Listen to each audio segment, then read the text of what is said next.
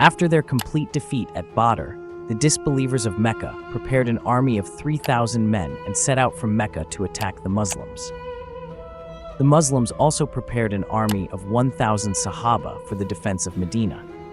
Once again, it was a similar situation to Badr, with the disbelievers' army being 3 times larger than the Muslims.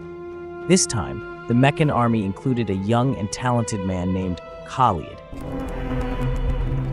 The Prophet Muhammad ﷺ advised fighting within Medina, but most of the Sahaba suggested going out and fighting in the open field. The Prophet Muhammad ﷺ accepted the majority's Sahaba and set out with 1,000 Sahaba from Medina. The Prophet Muhammad ﷺ divided the army into 3 groups: the Muhajirin, Aus, and Khazraj. Among the 1,000 Sahaba, only 100 had armor and shields, and there were only 50 horses. In contrast, the Meccan army of 3,000 stopped at the location of Uhud and awaited the Muslims. This army was led by Abu Sufyan, the new leader of Mecca after Abu Jahl. On their left side was Abu Jahl's son, Ikramah, and on the right side was 33-year-old Kin Walid leading the cavalry. When the 1,000 Sahaba reached Uhud to face the 3,000 Meccan soldiers, the chief hypocrite Abdullah bin Ubay said that they would not fight, claiming it was suicidal. Abdullah bin Ubay and his 300 followers separated from the Muslim army. Now only 700 Muslims remained, facing an army of 3,000. The Prophet Muhammad ﷺ sent 50 archers to the top of a hill to prevent the Meccans from attacking from behind, and gave them clear orders not to leave their positions, regardless of whether the Muslims were winning or losing. A man from the disbelievers' army came forward and challenged the Muslims. Hazrat Ali went and killed him. Then his brother came forward, and Hazrat Hamza killed him too. More men kept coming, and the Muslims kept defeating them. Eventually, both armies launched a full attack. Initially, the fighting was tough, but gradually the Sahaba began to crush their opponents, causing the Meccans to lose heart and start fleeing the battlefield, just like at Badr. It clearly seemed that the Muslims had won the battle. Due to this apparent victory, 41 out of the 50 archers left their positions on the hill to collect the spoils of war.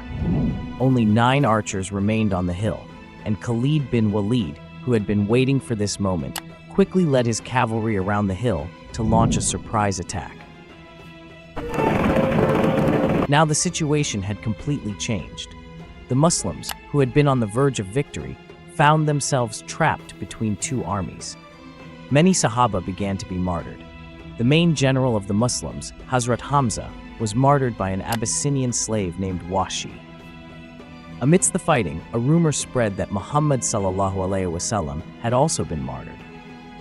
This rumor started because when Khalid bin Walid was attacking from behind the hill, one of his groups attacked the Prophet Muhammad ﷺ camp, where only 9 companions were guarding him.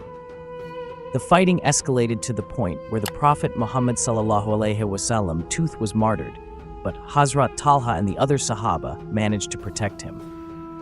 Out of the 9 defenders, 7 were martyred, leading the disbelievers to believe they had killed the Prophet Muhammad ﷺ because they had martyred Musab bin Umair, who closely resembled the Prophet Muhammad ﷺ. Meanwhile, the Muslim army managed to retreat and regroup, taking the Prophet Muhammad ﷺ to safety on the hill.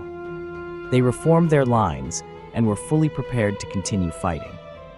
The Meccans' horses could not climb the hill, and without their horses, their speed was significantly reduced.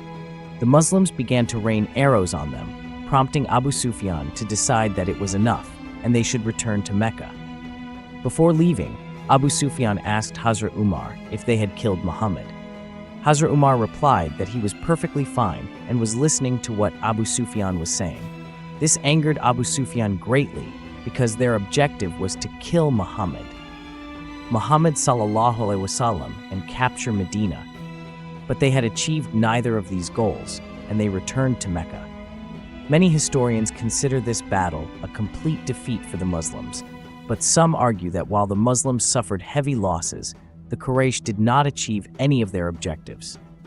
The Muslims learned a valuable lesson from this battle. never to disobey their leader's orders during a fight. In the coming years, they faced battles with major superpowers, but never disobeyed their leaders. The Meccan army returned, but this time, Abu Sufyan started preparing to gather an army of 10,000 from all over Arabia to attack the Muslims again.